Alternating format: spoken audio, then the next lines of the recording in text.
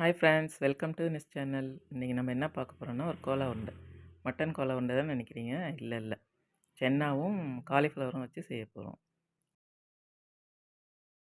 வாங்க வீடியோக்குள்ளே போகலாம். ஃபஸ்ட்டு என்ன செய்யணும்னா சின்ன காலிஃப்ளவர் சின்ன சைஸ் தான் எடுத்திருக்கேன்.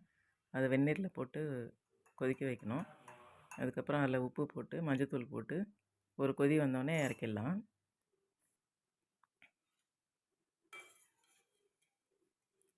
நான் மஞ்சத்தூள் எப்போயுமே ஹோம்மேட் தான் யூஸ் பண்ணுவேன். ஆனால் இப்போது அது காலி ஆயிடுச்சுன்னு கடையில் வாங்கினேன். அது பார்த்திங்கன்னா கலர் என்ன அபாரமாக இருக்குது. ஸோ வியூவர்ஸ், நான் எப்போயுமே ஹோம்மேட் தான் யூஸ் பண்ணுவேன். நீங்களும் அதேமாதிரி ட்ரை பண்ணுங்கள். கலர் பாருங்கள், எவ்வளோ பயங்கரமான கலர் போட்டு வச்சுருக்காங்க. நெக்ஸ்ட்டு மசாலாக்கு தேவையான பொருள்லாம் பார்த்துக்கலாம். 3 பச்சை மிளகா, அரை மூடி தேங்காய், கருவேப்பிலை கொத்தமல்லி பொடியாக நறுக்குனது, இஞ்சி 1 இன்ச் அளவு பொடியாக அறுத்து வச்சுருக்கேன். எல்லாத்தையும் மிக்சியில் போட்டு ஃபஸ்ட்டு அரைச்சிக்கலாம். மிளகா காரத்துக்கு தகுந்த மாதிரி போட்டுங்க. இது ரொம்ப காரமாக இருக்கும் இந்த மிளகா, அதனால் 3 போட்டிருக்கேன் நான்.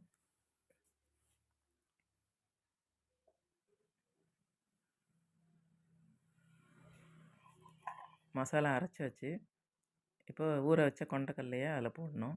கொண்டைக்கல்ல முதல் நாள் நைட்டே ஊற வச்சிடலாம்.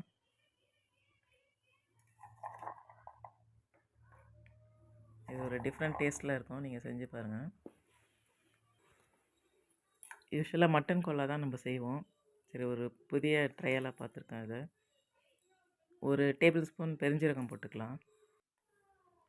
உப்பு தேவையான அளவு போட்டுக்கலாம்.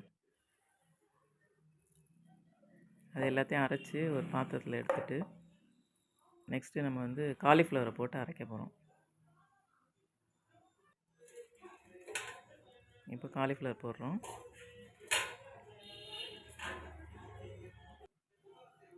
அதையும் அரைச்சி வச்சு இப்போ எல்லாத்தையும் ஒன்றா போட்டு மிக்ஸ் பண்ணிக்கலாம்.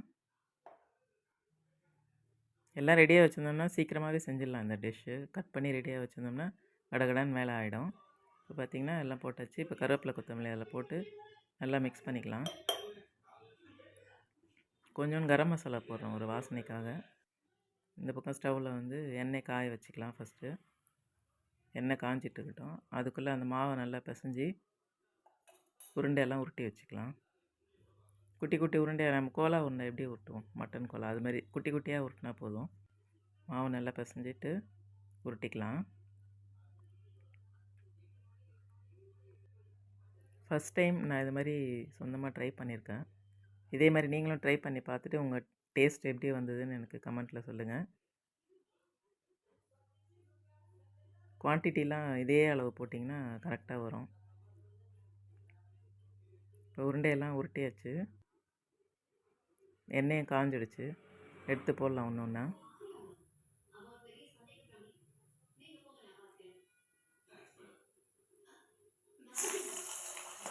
எண்ணெய் கரெக்டான பக்குவத்தில் காஞ்சிருக்கு. மீடியம் ஃப்ளேமில் இருந்தாவே போதும், ரொம்ப ஹை ஃப்ளேம் வைக்க வேண்டாம். அப்போ தான் உள்ளெல்லாம் கரெக்டாக வேகும். இல்லைன்னா மேலே சிகப்பாயிடும், உள்ளே வேகாமல் இருக்கும். பாருங்கள், நல்ல கலர் எவ்வளோ அழகாக வருது. வாவ், சூப்பராக இருக்குது. நம்ம குலோப் ஜாம் கலரில் வந்துடுச்சு. இந்த கலர் வரும்போது தான் எடுக்கணும், அதுக்கு முன்னாடி எடுக்கக்கூடாது, அப்போனா உள்ளே வேகாது. இது கரெக்டான பக்குவம்.